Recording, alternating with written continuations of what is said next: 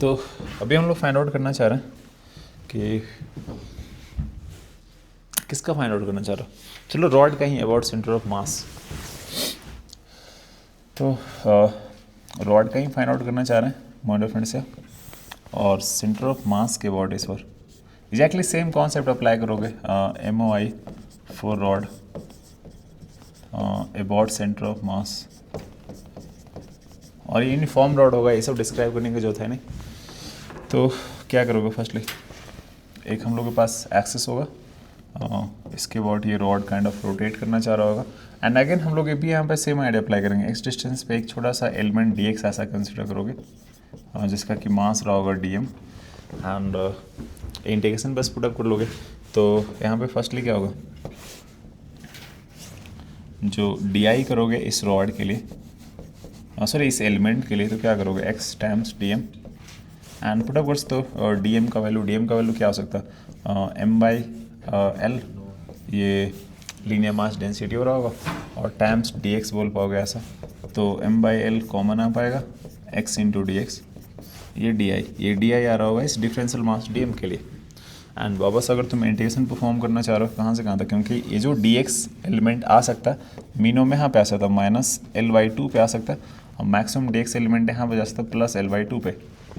सोच पा रहे हो ऐसा, dx मूव करने के बाद तो पूरा ये पॉइंट को कवर अप कर लेगा इंटीग्रेशन करने के बाद, तो -l/2 से +l/2 इंटीग्रेशन करोगे 0 से i, ऐसा बोल सकते हो। तो ये कितना रहेगा, ml² या m/l, इसको चलो अभी के लिए, और m/l x², मैंने गलत किया क्या, x dm नहीं होगा ना, x² dm, ओ पूरा ही गलत हो रहा है। di, चलो इसको भी डिलीट करता हूँ मैं। चलो वापस, di क्या होगा इस डिफरेंशियल मास के लिए, इसमें वो सकता है x² dm होना चाहिए, राइट। तो di basically x² dm, x² positive रहने, तो dm को हम लोग m/l रिप्लेस करेंगे टाइम्स dx, तो ये कितना आ जाएगा m/l, और ये x² dx रहा होगा, और ये di जो आ रहा होगा छोटा सा डिफरेंशियल मास के लिए, वापस इंटीग्रेशन परफॉर्म करोगे -l/2 से l/2 के लिए। मैं क्या करना चाह रहा हूँ, ये 0 से i होगा ना, तो ये m/l आ जाएगा और x³/3 आ जाएगा, देन लिमिट पुट अप करोगे -l/2 से +l/2, ऐसा कुछ। तो ये तुम्हारे पास कितना आ जाएगा, m/l,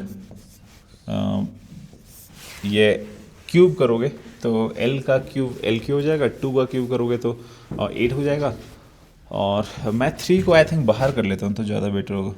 3 को बाहर कर लिया, सिंपली क्या बचेगा, l³/8 बचेगा, माइनस माइनस प्लस हो जाएगा, l³/8 वापस बचेगा, क्योंकि ये जो टर्म होगा पावर ऑड है हो रहा, तो नेगेटिव वापस नेगेटिव आ जाएगा, दैट्स पॉजिटिव हो रहा है। तो टोटल को कंबाइन करने के बाद कितना होगा, 2 ml² आई थिंक 12 दिख रहा होगा, सोच पा रहा ऐसा। तो सेंटर ऑफ मास के अबाउट किसी भी रॉड का जो मोमेंट ऑफ इनर्शिया होगा वो ml²/12 हो रहा होगा। हेलो सर, आया यानी ट्वाइस ऑफ l²/8 होगा, 2 से 8 कटेगा, 4 टाइम्स 4 × 3 12, l से l भी कटेगा तो ml² बचेगा। चलो इसको तो अब यहाँ पे नोट से पहले एक और आइडिया, जो हम लोग के पास आ रहा था इंड के अबाउट, वो कितना आ रहा था, अगर देखना चाह रहे हो इस इंड के अबाउट, अगर हम लोग देखना चाह रहे थे अभी के लिए, इसको मैं बोल देता हूँ I फॉर द इंड, और इसको बोल देता हूँ I for the centre of मास। तो हम लोग यहाँ पे क्या देखे, I इंड जो हम लोग फाइंड आउट किए थे कितना आया था, ml²/3 आया था। अगर थीटा 90 डिग्री होगा, सॉरी अल्फा 90 डिग्री होगा, देन ऐसा आ रहा था। और I सेंटर ऑफ मास कितना आ रहा है, इसको चलो मैं IC अभी के लिए बोल रहा हूँ, ml²/12 आ रहा। कुछ ऐसा लग रहा है कि इसमें कुछ, क्योंकि ये क्वांटिटी लार्जर हो रहा होगा, ये क्वांटिटी स्मॉलर हो रहा, तो इसमें कुछ एडिशन करने के बाद ये क्वांटिटी आ रहा होगा। तो हम लोग को पास ऐसा दिख रहा है कि I इंड जो हो रहा होगा IC प्लस समथिंग हो रहा होगा, और समथिंग में ये दिखाई दे रहा होगा ml² M L square by 4 दिखाई दे रहा है, क्योंकि एम एल स्क्वायर बाई 4 अगर इसमें ऐड ऑफ करोगे देन ये मे भी बन सकता है। तो चलो ट्राई करते हैं, मे बी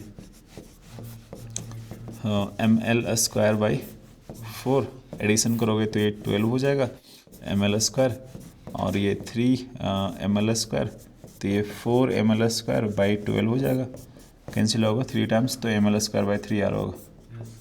सोच पा रहा ऐसा? तो ये हम लोग के पास कहाँ से आया रैंडम क्वांटिटी, जो हम लोग ऐड करना चाह रहे हैं रैंडम क्वांटिटी कहाँ से आया? ये दिख रहा होगा कि डिस्टेंस जो हो रहा होगा L/2 डिस्टेंस हो रहा है यहाँ से यहाँ तक। तो इसी आइडिया को हम लोग फर्दर एक्सटेंड करते तो हम लोग के पास एक थ्योरम आता है जिसको बोलते हैं parallel axis theorem. Parallel axis theorem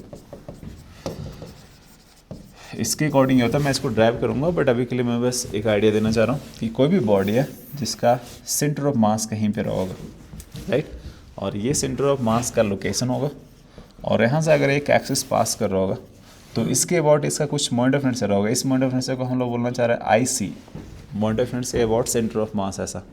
और यहाँ से कोई अदर पॉइंट से एक एक्सिस पास कर रहा हो जिसका कि डिस्टेंस चलो मैं आर मान लेता हूँ ऐसा, और इस एक कोई रैंडम एक्सिस होगा और सिंपली इसको हम लोग बोल देते हैं आई। सोच पा रहे हो? तो दोनों के बीच में जो रिलेशन है स्टेलस होता है, इसको पैरेलल एक्सिस थ्योरम इसलिए हम लोग बोलना चाह रहे हैं क्योंकि दोनों एक्सिस जो होना चाहिए पैरेलल होना चाहिए, तभी दोनों के बीच में सम डिस्टेंस आर हो सकता है। सोच पा रहे हो? अगर दोनों एक्सिस अगर पैरेलल नहीं हुआ, इंक्लाइंड हो गया, तो ये इसको इंटरसेक्ट कर सकता है, तो डिस्टेंस का कोई मीनिंग ही नहीं बन पाएगा। तो ऑलवेज के लिए एक्सिस अगर पैरेलल हुआ देन हम लोग ये आइडिया अप्लाई कर पाएंगे। तो इसके अकॉर्डिंग ये हो रहा है, इसको हम लोग आई ए बोल देते हैं, आई अबाउट द एक्सिस ज़्यादा बेटर होगा। तो आई ए जो होना चाहिए ये I C plus M R square होता, mass of the body, and R जो हो रहा होगा डिस्टेंस बिटवीन द एक्सिस हो रहा है। तो ऑलवेज के लिए हम लोग आई सी को that's way fundamentally find out करने की कोशिश करते हैं, क्योंकि अगर आई सी आ गया देन आफ्टर किसी भी रैंडम एक्सिस के अबाउट हम लोग फाइंड आउट कर सकते हैं इस पैरेलल एक्सिस थ्योरम के हेल्प से। तो तुम्हें ये बस याद रखना कि I about the random axis is equals to I C plus M R square. तुम चाहो तो इसको बाद में प्रूव कर सकते हो, बट सेम आइडिया को मैंने यहाँ पे अप्लाई करने की कोशिश किया, I C plus M R square आया सर। तो चलो इसको नोट करो या